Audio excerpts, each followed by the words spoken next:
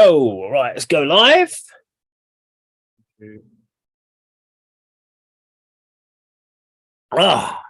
Yes, we are now live on the wonderful world that is YouTube. So, welcome to episode 3 of the ADK Rock and Metal Show. We have some things to go through today. We've got quite a lot of news has come out. Whether it's good news, bad news, I'm not quite sure. We'll go through that. Some live gigs to talk about. And we're actually going to talk about one of our local bands' EPs as well tonight on the channel. So we're going to go into that in a second before we get to the news. But let's kick it off first with, I've got no new music particular released of any significance within the region. Or within our local scene, but I'm sure, Kirk, have you got any musical releases of, please tell me, bands that I may have heard of? Okay, or are they weird Scandinavian black metal that no one's heard of apart from you? Yeah, the big release is next week, Friday the 23rd, when Muskill released their second EP. But coming out on Friday, you've reviewed one of these albums, the Norwegian avant-garde rock band Vulture Industries. Yeah, Ghosts from the Past comes out on Friday. Good album. In terms of big names, we've got, let's have a look, Creeping Death. That's the death metal band that are on Monarch Heavy Records. They're well rated. They were in that Kerrang top 50 modern death metal bands when that came out 3 or 4 years ago. I remember seeing them in that. We've also got Thy Catafalque, Hungarian avant-garde metal. Who? They were fantastic music. It's one Hungarian guy who briefly lived in Scotland for a while. And he honestly, he's on Season of Mist. What a musician. Okay. Just don't know what to expect with that Catafalque. Scream Blast Repeat, big fans of that band. What else have we got? Nuclear Blast have got a heavy metal album out, Fifth Angel, an American band. And we've also got some symphonic black metal from Finland, Wood and Shadow, and that album's called Eternal Land of Wrath and Mourn. And an atmospheric death doom metal album from a Chilean band called Rise to the Sky, 2 Years of Grief. And then one more for Andy, because this is a band that call themselves Epic Doom Metal, a Danish band called Altar of Oblivion, and the album's called Burning Memories, and that's released on Mighty Music Productions. So not quite as big in terms of the names that are releasing records this week. But next week, there certainly are some major releases on Friday, the 23rd of June. Andy, have you heard of that band, Altar of Oblivion? I haven't, but... You love the name. One for me, yeah, love the name. It's an EP, actually, as well. So probably check them out. So, Kirk, if you send me a note later to remind me to check that one out. Out Friday, is it? That's on Friday's list, yeah? Yeah, 16th. I know, as soon as he said the name Altar of Oblivion, you're like, yeah, that's a good name. I can check that out. Oh, there is one more worth mentioning. One of my favorite labels, Prosthetic Records. Yeah. Elder Devil, Everything Worth Loving, and they describe it as sludge grindcore. So it'll probably be like our friends in Praetorian, Soylent Green, that type of music. So Elder Devil, Everything Worth Loving, that might be worth checking out as well. Okay. What we got on the live show? So we've had no more recent music videos that have come out of the local bands anyway. But on the live scene, several of our bands are playing tonight, but as they would be on stage by now, we're not going to go through that. But we have got tomorrow evening on Thursday the 15th, we've got Kadama with Maziak and Silent at the Hotbox in Chelmsford. So make sure you go check them out if you're in the area.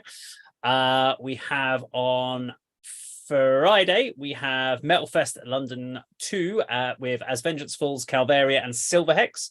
So that's the 16th of June on the Friday. I have nothing for the... Oh, no, on Saturday, we have at the Bedford Esquires, we have Scarlet Envy are playing. Forgot about that one. They're actually playing, so well worth checking them out. Talking about the Bedford Esquires, we've also got the Hot One Tour playing the Bedford Esquires on the 23rd of June, so next week. So if you're in the area, and we have Jesus Peace at the Dome on the 21st of June. And the final shout out as far as gigs this week, we have Metal to the Masses semi-final number 2 at Club 85 in Hitchin, which has got an opening band called In a House of Heartbeats, band I've never heard of. Anyone heard? Nope. Headliner Spectral Darkwave for that one. And of course, our competing bands this week are Burdensome, Hereward, Buried on Sunday, and Low Down. So that's one hell of a bill. Really looking forward to checking all 6 of those bands out. I'm really interested in the opener because it's a band I've definitely never heard anything about. So fingers crossed, it's going to be a really good show, and that kicks off, I believe, doors open again 5:45 in the evening. So yeah, worth checking Dave, out. one more that if anyone's in Letchworth Garden City on Saturday, the 17th, Death Goals, the hardcore duo who were on Prosthetic Records, who we've interviewed, which will be published very soon, they're playing a free show at David's Bookshop in Letchworth Garden City. And I've spoken to Harry Bailey, and they are not doing an acoustic set. They are going to play the usual violent hybrid of hardcore and mathcore. They're going to get shut down. They're even expecting to close down after 2 songs. So if you want to see some great power violence type hardcore music in a bookshop in Letchworth Garden City, 6:30 on Saturday the 17th, get down there. It's going to be the smallest PA in the world, though, isn't it? It's just going to be the vocal PA and then just room sound. Andy, you're going to that, surely, aren't you? Saturday, 6:30? If you are, I'll see you there. No, I was going to say get there early in case you're right, they shut the show down, which I've experienced when bands sort of play sort of unusual venues, such as breweries and things like that. They think, oh, yes, this is a good idea, get some people through the door, but they end up shutting it down because, as you said, too loud, not going down well with the sort of regular punters. So, hope Death Goals get on all right. I can't see it happening. What day isn't there also Muskill? Haven't they got their album launch? Is it tonight or tomorrow night? Friday the 23rd. So it's on the same day that it is. It's at the Castle in Luton, and they've got the Buckinghamshire thrash band King Abyss supporting. It's really good lineup, and there's also that London thrash band called Thrasher Wolf that are on the bill. So I'm definitely going to go to that. Luton, the Castle. Is that the night before the Metal to Masses final, which they are headlining? Yeah. Yes. So they'll be playing Friday locally in Luton, hitching on Saturday the 24th. Yeah, good show that's going to be as well. Excellent. Don't even know who our final 4 are going to be, but it's definitely going to be a good one. Okay, before we kick in to the news, we're going to talk about the recent EP that was dropped by Hertfordshire metal band Lowdown. So the EP is called All Hail the Riff. Now, Kirk, you've obviously already done quite a detailed one for Screen Blast Repeat. So obviously, if you want to get a more detailed look into this, your thoughts on the EP, please do go check out the Screen Blast Repeat website. And you can find all the information about the more detailed breakdown from Kirk. But for us, we're going to go into a bit more of a kind of how we thought and felt about the particular EP. So, Andy, what was your thoughts when you heard it? I was very much looking forward to this. Enjoyed watching Lowdown over the last sort of year or so. Seen the band a couple of times, got to know the guys really well. Myself and me and you, Dave, we were involved in the video for one of the tracks on this EP, which I'm very proud to say. This is a really, really well produced EP. It sounds really good. The sound is great. One thing I like about Lowdown, a feature of their tracks is there is usually one main, very catchy, very hooky riff that sort of is backbone of the song, a big percentage of the sort of the playing time, and it really sort of sticks in your head. A prime example is the opener, Sleep. There's probably only sort of 3 riffs in it, but the main one is just so catchy. It's simple. There's open strings, and it's just really good. I mean, Dave Runham has got a great voice. He clean. He hits some notes. And he's a really good frontman as well, and they're deservedly here in the semi-final on Monday of Metal to the Masses, and we wish them well. But yeah, if you get hold of the EP online, or I've got myself a physical copy, well worth it, well worth checking out. I mean, it's only 4 songs, 20 minutes, but it's really, really good. Highly recommended it. Okay, Kirk, what about yourself? Because I've not had a chance to really get to your level of your review. So what's your thoughts when you went through it? Yeah, let's put it in some context. So this is a 4-track EP called All Hail the Riff that was self-released by the band on the 9th of May. So all 3 of us have heard these songs, and they are superb in a live environment. I'm pleased to say they've captured that energy on record, and that really is down to Dave Runham, who's the vocalist and guitar player and the drummer. I think they are magnificent in the studio. on the evidence of this EP. Andy, you mentioned the opening track, Sleep. I love the extended intro to that. It's like they're mixing Zakk Wylde and Black Label Society, but with a really greasy hard rock riff. And then there's a bit of Pantera downpicking as well. The vocals, they often flirt with like a traditional heavy metal vocal range, but there's a lot of there's a gruff nature to them as well, with a lot of vibrato notes in all the right places. I think it's easy to overlook the technique and the very high standard of vocals on this.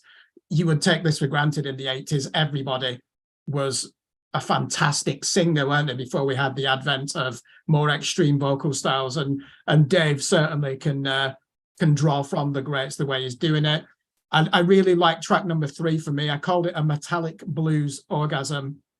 And when you listen to this song, Tell Me More, it is almost like a homage to ZZ Top, to Billy Gibbons, you know, because I think he's credited with really inventing the pinch harmonic. But it's as if Dimebag Darrell is playing these riffs, and we've seen this live, this song. The guitar work, the extravagance, the flamboyance, it's incredible. You just there holding a beer and you're thinking, shit, I need to put this down. I want to get the air guitar out and really give this song the homage that it deserves. Really good structure as well. And Andy, as you said, what you'll find with these songs, often there will be probably no more than 4 riffs that really lay the foundations for the songs. But I like that. I'd rather listen to something like this that's got groove and grit than a tech death song that's got 29 riffs in the first 2 minutes. So you can tell the level of songwriting is very high because of Dave's former band, Silas, who actually played Bloodstock, didn't they, in 2015. So there's former members from that band that are now in his hard rocking machine. Lowdown. The only song on this I can't really get behind, and the end of the live set on it, and it's a live track on this EP, is One More Drink. Now it's fun, but it doesn't quite go with the vibe of the other songs. It's really just your typical heavy rock and roll, almost too much of a throwback to the Sunset Strip LA scene of the 80s. There's still some great guitar work, but I'm not really into that rock and roll jive, and I just hope that they're not going to be writing songs like that in the future. I just think it detracts away from the quality of the first 3 tracks. But if you like heavy guitars, chunky riffs, flamboyant vocals, and a lot of energy, this EP is you're going to love it. Okay. I was just going to say, Dave. You know, Dave, he loves a string. What's it called? A string bend, or a squeal, pinch harmonics. There's plenty of that in the songs. And it's fantastic. Say you want to play along with him. I've seen him. We was at the video shoot and he's playing the song note perfect, although along to the video track. But yeah, very, very impressive.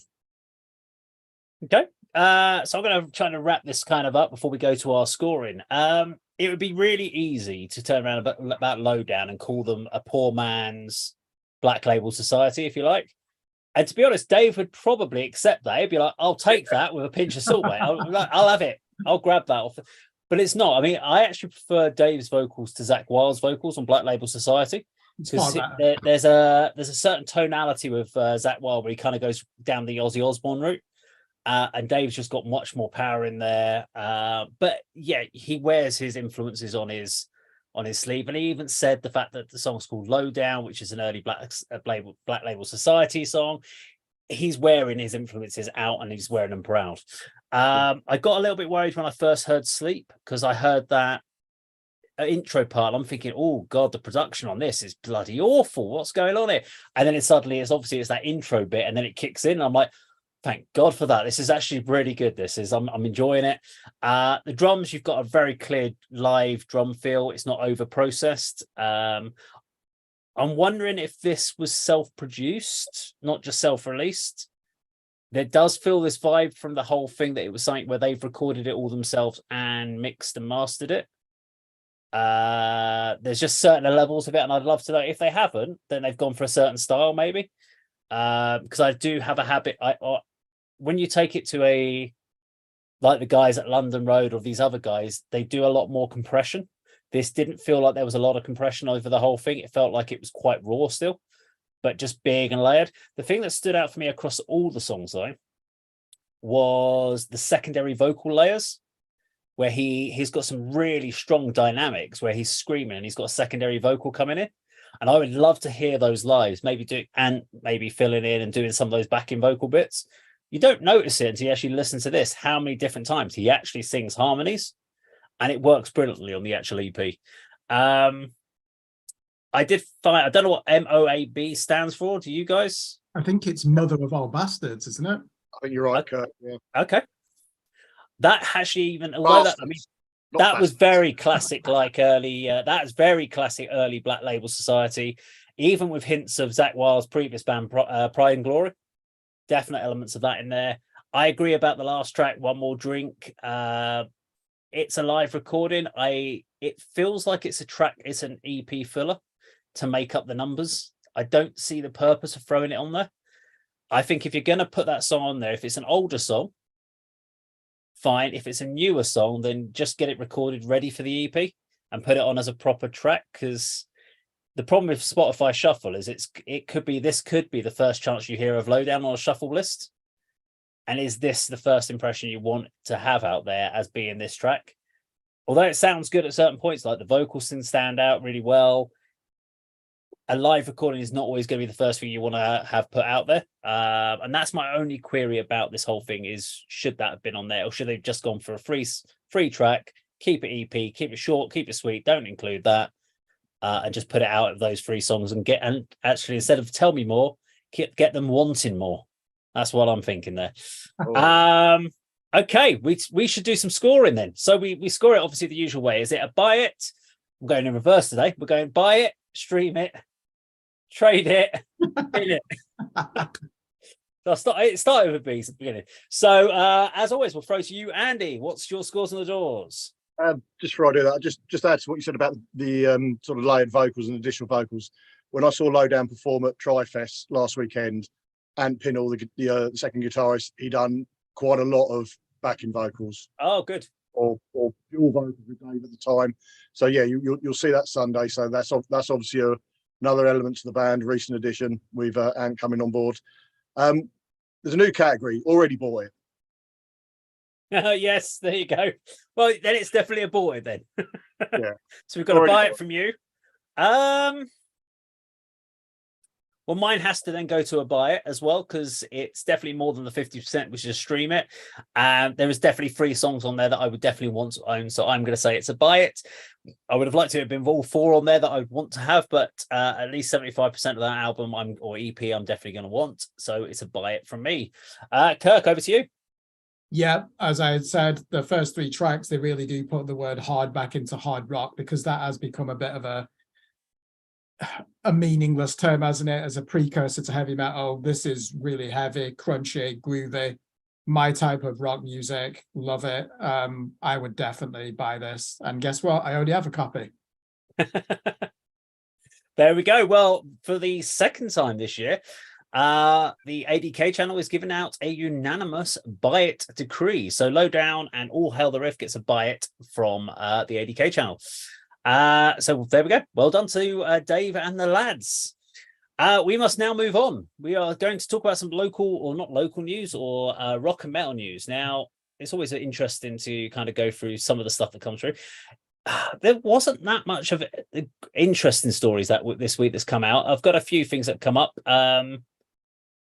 Here is more of a question though for you two, and this is because it was something that a study was done. And a study has been completed to see which metal and rock bands people will travel the furthest to see. And this is interesting one. The results have showed that metal fans are willing to travel the greatest distance for Slayer would be the most popular band that people were prepared to travel the furthest. And the average is 153 miles is what they're prepared to travel to go and see Slayer. Megadeth fans were a close second at 151 and Slipknot at 135. So all the other metal bands were much further down the list. So Metallica's and stuff like that. And as for the rock fans, Pink Floyd are the band that people were prepared to travel the furthest at 134, Nirvana at 133, and Fleetwood Mac. What's really weird, though, is most of these bands that are in these top ones aren't together anymore, or are no longer, because they've either passed away or yeah, Nirvana. They've retired. But I'm curious, how far would you guys travel for a gig? I won't even travel down to London. Sod that. It's far too far for me. Go on, Andy? you go first. Oh, you go on. I'm just thinking how they come up with this data. Have they said? Surveys. Yeah, I know. But have they worked out the distance? Have they said, well, I'd go, if you live in, I don't know, Austin, Texas, would you go to Dallas? Most likely. Yeah, they probably, and most of this is going to be where do you live? Americanized. What venues would you travel to see a band, and who would that be? I suppose there's a lot of numbers to crunch there. How far would I go to see a gig? I've made the very occasional trip from North Hertfordshire down to London, which is only about 50 miles on the train. I haven't been because of circumstances, but I very nearly was prepared to drive to Stamford, which is 50 miles. So I'm thinking, I'm thinking that. But then saying that, and 100 miles or so to Worcestershire to watch a couple of bands at the Breaking Bands Festival. But that was because we were sort of invited on the guest list, so we made a weekend of it. So I think I've answered the question by saying on a single night, maybe sort of 50 miles. Yeah. If you're making a weekend of it and staying over, obviously a little bit further. Is there any band that you are desperate to see? Let's say, okay, they have to be at least alive, but let's say that even if they've retired and they decided to reform, and let's say they were playing Glasgow as a one-off gig, is there any band that would make you go, yeah, sod it, I don't care, I'm going to go to that Glasgow to watch them? It's my once-in-a-lifetime opportunity to see them, and I've got to do it. Got me to answer that. Either of you, but I don't think I go to Glasgow to see anybody, to be honest. No offense, Glaswegians. No, I'm anyone who knows me, I don't go to a huge number of the big band gigs, to be honest. Yeah. I saw Obituary in London a few months ago, on the assumption that they don't come to the UK very often, but they're coming back later in the year. No, I think I'd rather, if I was going to there's one band I would like to see who I've seen in the Red Line in Stevenage a few years ago. They're called A.D.K. They're based in Oxfordshire. I wouldn't mind a trip down to their sort of local gigs. I think they're playing in Banbury, which is in Oxfordshire, quite a few times. They haven't ventured back this way at all. So, yeah, okay. A.D.K. Blues, check them out. I'd like to go see them again, even if it means going down to their neck of the woods. Okay. Kirk, what about you then? So, would you travel far for a gig?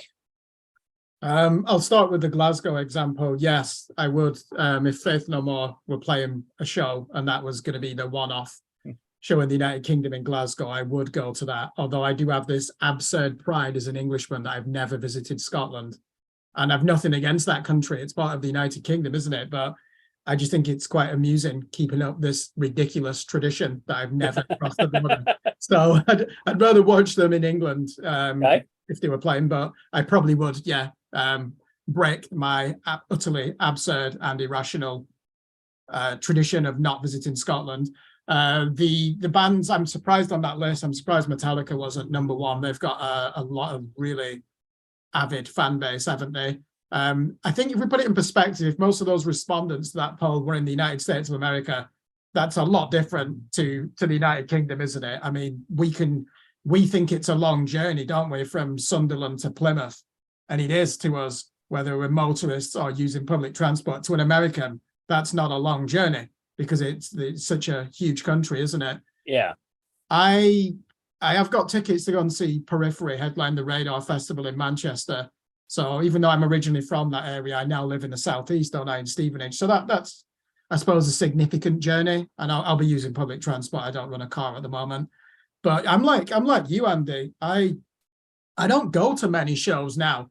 And we've got it all on our doorstep. We probably take it for granted. All your favourite bands, if they're still together, will play London at some point if they're on an album cycle, on a regular album cycle. And there's so many that I've missed. I'll give you an example. Voivod, Triptychon, Meshuggah. I could have gone to all these shows. I've just not bothered doing it. But what about you, Dave? Let's put it back on you. Are there any bands, say if Godsmack were just doing a one-off show and they were playing at Doncaster at Bellevue Races at the stadium there, would you go to it? No. Warning? No. I'd like to see them. So I think because now that one of the things is because It's a personal thing. I'm not a big crowd person, so that we've talked about it before. I don't like huge crowds. So the idea of being in a massive concert hall, pack to pack, with a beer in my hand, stuck behind people, I can't. That's just what I get panicky just thinking about that right now. So that's probably not a great thing for me to do. If it was a small, intimate show of like 200 people that I had a chance to go and see a band in, like let's say Pitch Shifter came over and they're like, "Yeah, we're going to do a one-off gig." And it's going to be in whatever Glasgow. We'll use the Glasgow, but it's literally guest invites only, 200 people in this little venue. Then that's a once in a lifetime opportunity because they're a fan that they're not planning to do any shows. They're coming out to do a one-off, something like that, in a little intimate thing. Something where or like Metallica decided to play a gig in a pub. They decided to play the Red Lion. Yeah, something like that obscure, like a really random thing like that. Not a big festival thing. That's the sort of thing I would travel for, and I'd be up for that because it's more of a case of it's not going to be 20,000 people or 5,000 people in a venue watching this band. Because nowadays you just go on YouTube. There's always about 5,000 people sitting there with their camera phones filming it, so you can kind of watch the gig anyway. And I don't like that many. To be honest, I don't like people. People are annoying. They get in my way. If Dillinger Escape Plan reformed and they were just playing a show anywhere in the UK, I would go to that. Although I'd have to get contact lenses and I'd be expecting to sustain some form of injury because of the most violent shows. So I probably would have to be just stood at the back like the 40-year-old old man that I've become. But can I just, something that's amusing, you said there, Metallica playing the Red Lion in Stevenage. James Hetfield's estimated personal fortune is $350 million. He could buy the Stevenage Old Town High Street 5 times over, probably. Yeah. Well, that's what you should do. Yeah, I don't know. It's a weird one. Do you know what, though? If you'd asked me this back in my 20s, my answer would be completely different to what it is now. When I was in my heyday of actually going to live shows and all that sort of stuff and going and traveling to live gigs, I would have thought nothing about jumping on a train, going somewhere, not even worrying about what time the last train was, kicking out the pub, hanging around the doors, waiting to speak to the band, then thinking, sod it, we've missed the last train. Where's a club going on till 2, 3 in the morning? Let's do that. Let's go to that. And then we'll bum around until the first train in the morning. Wouldn't have thought anything about it. Now I'm sitting there going, I want to make sure I can get home enough time so I can have a decent night's sleep because I've got to work in the morning. It's a completely different mindset. So I think there is that element of you have to take that. And so I wonder with that kind of how far you travel, I'm wondering what age group there is. The fact that it's all like Nirvana and Slayer and that lot it's a bit of a weird one. It's all these old bands that people are talking about. So maybe there's a nostalgia element there. I don't know. You imagine traveling, what was it for Slayer? 126 miles? 158, I think it was. 158 miles just to go and get your fucking head kicked in at a Slayer gig. Yeah, I could do that for you right here. It's not a problem. They're notoriously rough, those concerts. You're gonna. Yeah, I'll do that for you next time you do over a 1-hour interview. That's fine. Right, next topic. Next time we see him then, Dave. Yeah, I'll see you next week for that one. Okay, next bit of news. This one's just, I'm intrigued to know what you think about this. It's a weird pairing. So Asking Alexandria and The Who, i.e. the Mongolian folk metal band, have announced a 2023 co-headline tour in October. That's a very weird partnership to go out on. When I saw it, I'm like, Asking Alexandria and The Who are not 2 bands I would necessarily have thought to put on together. Now, Andy's going to go, I don't know, because I've never heard about Asking Alexandria. I don't know what they sound like. So, because I lost you there. You went robotic in the voice. So what's happening? The Who are going on tour with Asking Alexandria. Yeah, which I just think is like a co-headlining tour between the 2 of them seems like a very weird partnership. I don't know. I mean, Kirk, you probably have the most knowledge about the stylizations of the bands, maybe, or is this a good partnership? Does this make sense? Yeah, I think it is. So famously, when we look at bands from, I wouldn't say, yeah, they probably are radically different, either these 2 bands. The most famous example of a success is Anthrax and Public Enemy, isn't it? In the early 90s. They went on a North American tour and that was fine. Asking Alexandria, they've just moved so far away from what they started out. They started as a metalcore band, didn't they? Yeah. And the vocalist, Danny Worsnick, put out a country album. They're huge in America. people forget that I think that you actually would class them as a British band, because I know that the main songwriter, he grew up in, I think it was either Dubai, it was one of the United Arab Emirates, on an expat site. And he basically got these guys together and said, we've already got a deal, let's go to America. And they didn't have anything, they didn't have a pot to piss in, to use that phrase. And well done to them for getting to that next stage. And they're probably one of the big four of that scene core, MySpace era metalcore, which a lot of people hate, I've got to say, but they've still got rabid followers. The Who, they did quite well though, didn't they, with that collaboration with Jacoby Shadik? They did a whole load with them. Yeah, so I think it'd be quite an interesting one to see. I don't really like Asking Alexandria's modern stuff. If anything, they've just turned into a middle of the road rock band, haven't they? Isn't that what they are now? I haven't given them really the time of day, to be honest. It's a name that's floated around. And as you said, they were metalcore. I was never into metalcore in the early stages, so they were a band I skipped. And even when they released later stuff and they changed style, because I knew of them as metalcore, I was like, I've got no real interest in checking them out. So, any thoughts on it, Andy, before we move on to the next topic? Well, I'm going to give you a big laugh here. You said the Who and Asking Alexandria. It's only when Kirk mentioned the collaboration with guy from Papa Roach, I realised he's talking Roger about Daltrey. Napoleon fellas we've reviewed on the channel. I was thinking he was talking about Roger Daltrey and Co. That would have been a weird one. Yeah.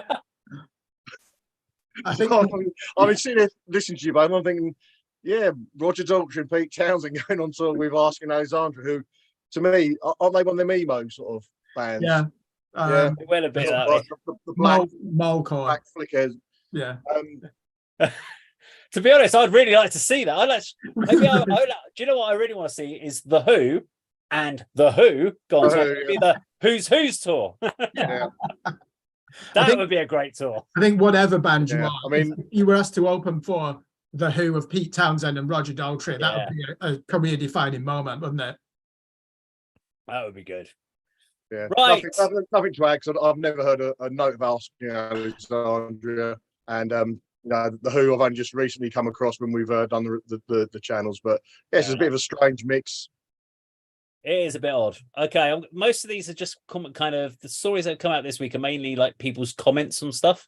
So I just want to get your views on them. So this one is a final song by the Beatles is on the docket to emerge later this year after the Beatles legend Sir Paul McCartney, who is now 80, has used AI to extract the voice of the late John Lennon, his famed Beatles bandmate and songwriting partner, to make a new recording from an older tune. So he's used tools to nick the.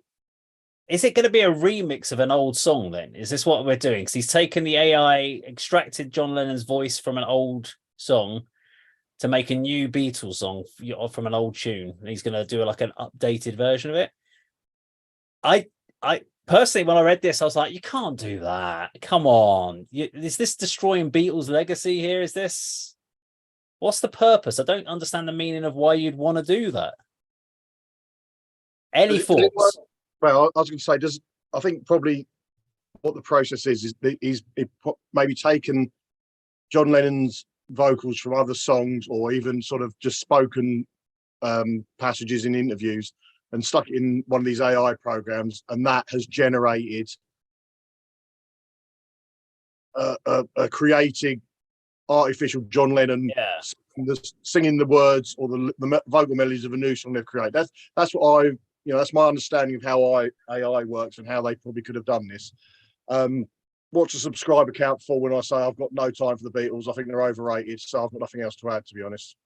Okay. It's not something anybody should be doing. I don't think it's sort of other than it's just sort of extracting more cash from an already bulging wallet of funds that the Beatles have generated. So I don't think it's necessary.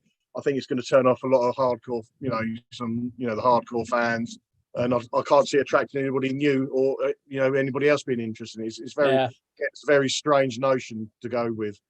I'm worried about this for the music industry. It's just another form of rent seeking from major labels. If they know that there's going to be a new market where bands who are always going to be subject of a nostalgia craze: the Beatles, the Eagles, the Rolling Stones, the Who, the original band, the Who.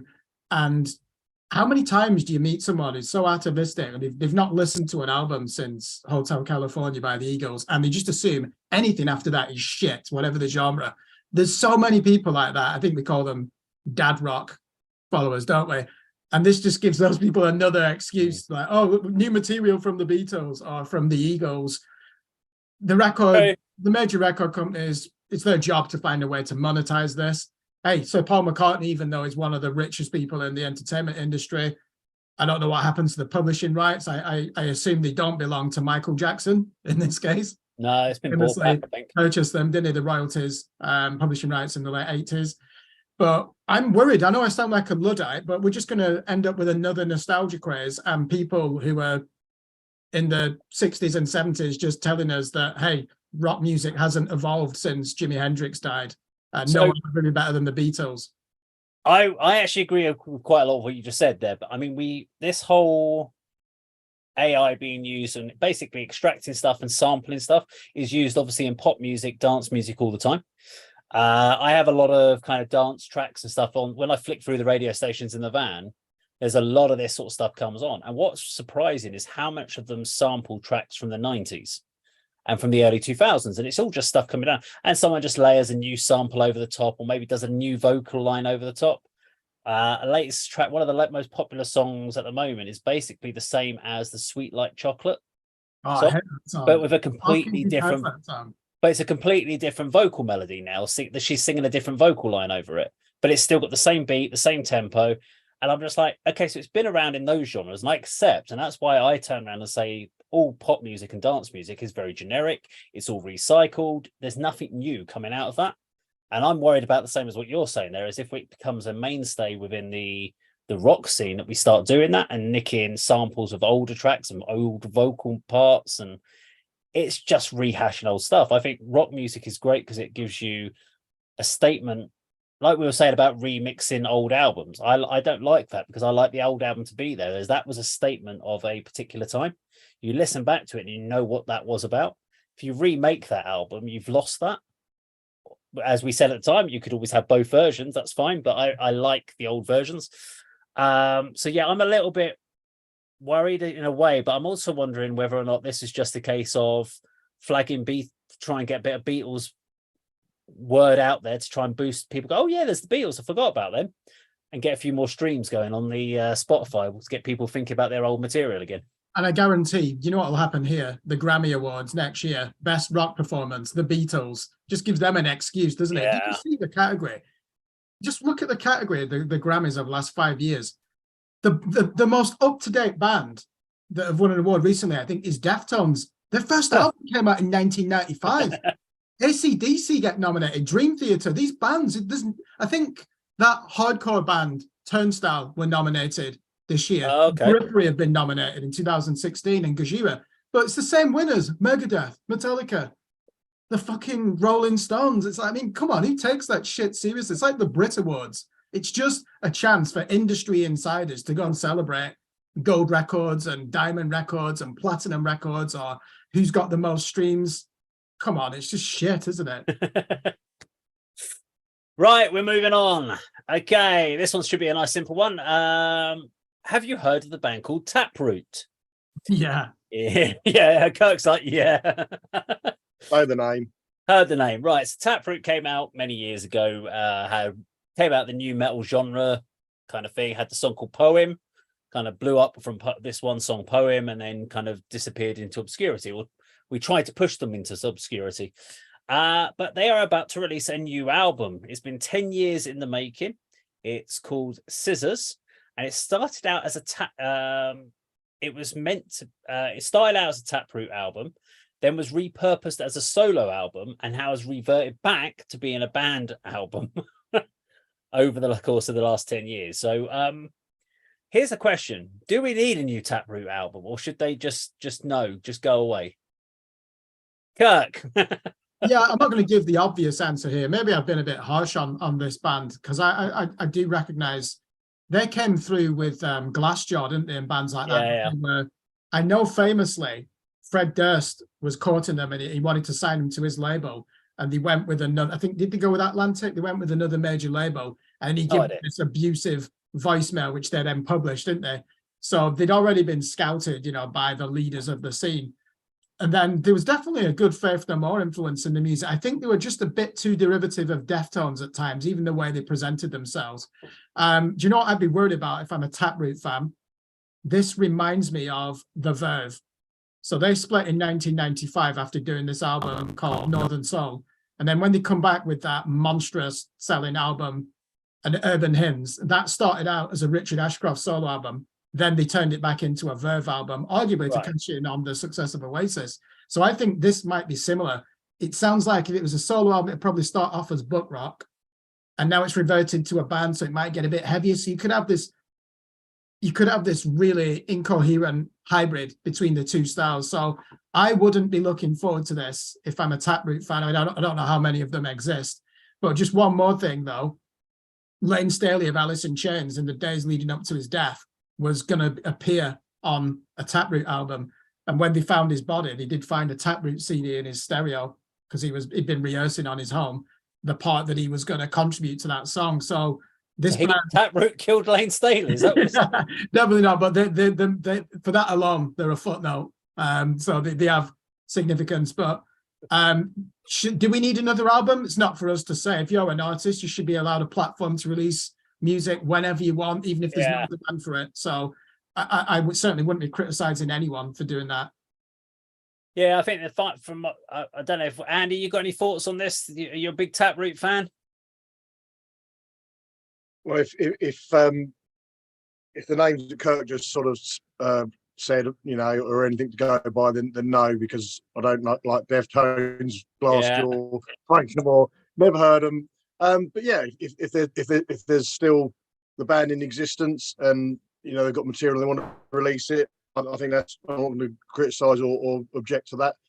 I do wonder about the issue whether it's, you know, started off as a solo album, then the sort of perhaps a record company have intervened and said, I'll tell you what, we'll make more money if we make it a Taproot album or vice versa.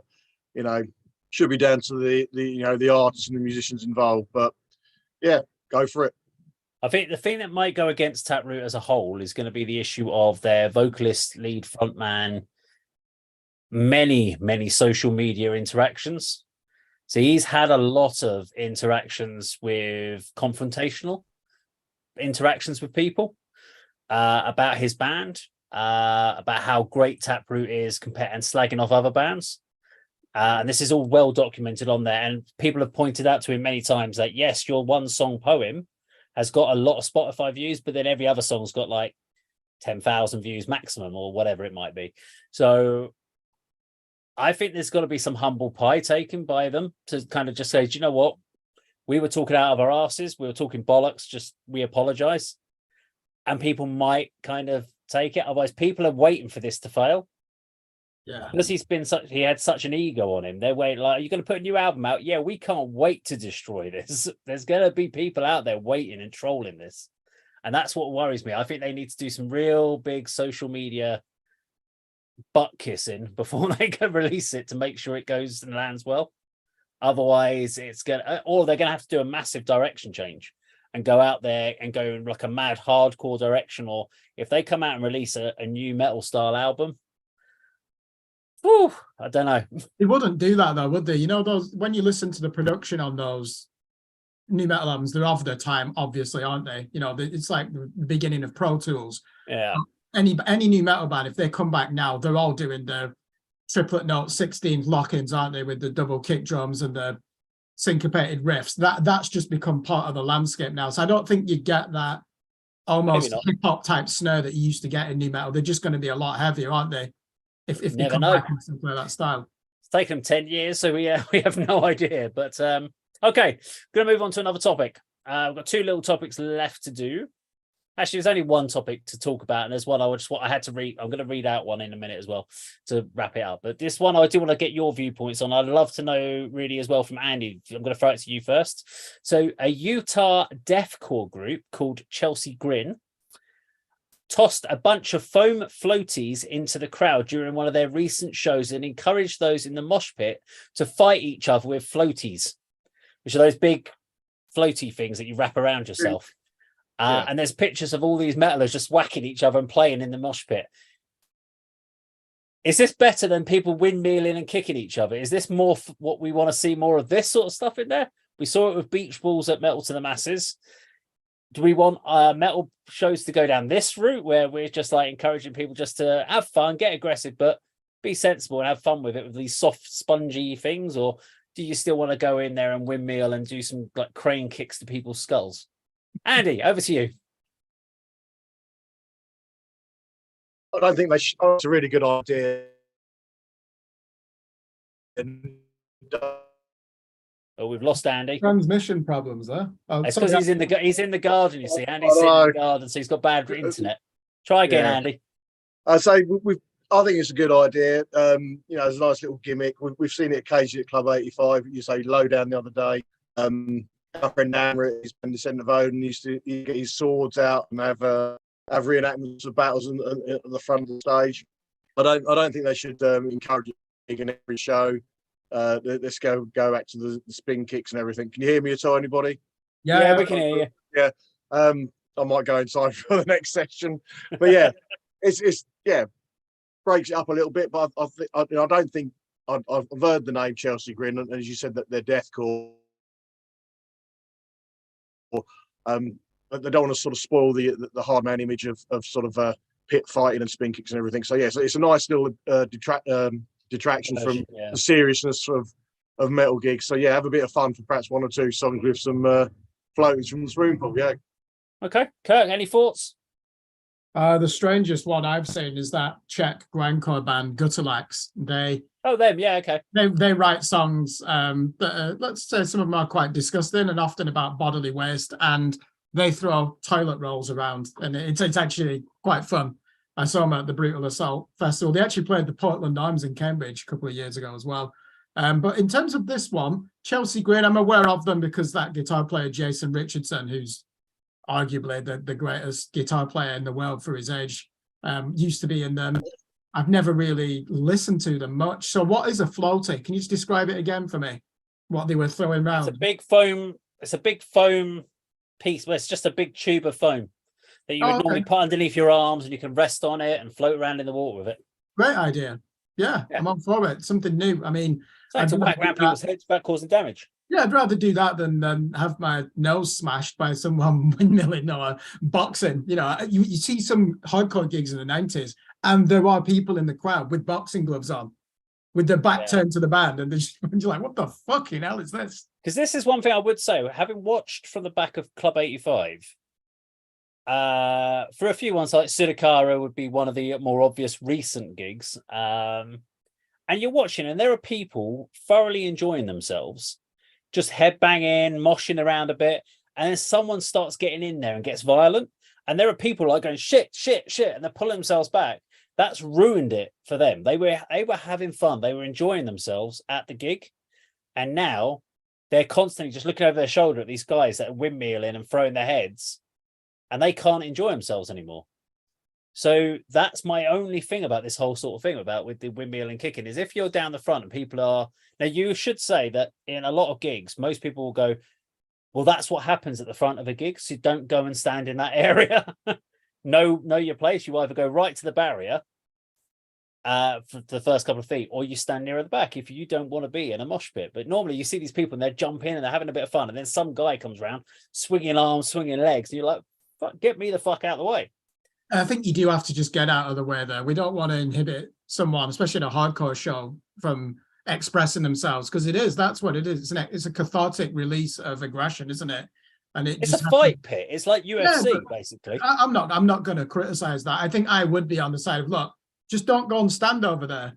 You can still enjoy the music. I'm just going against what you said there. Don't stand at the front. But if Cro-Mags were playing, say, Club 85 in Hitchin, fucking hell, you'd have a death sentence if you stood near the front. Isn't it funny though that we on the street, if someone came up to you and just like windmilling and punching you in the face, you'd put them away for assault. But if you go to do it at a gig, it's acceptable.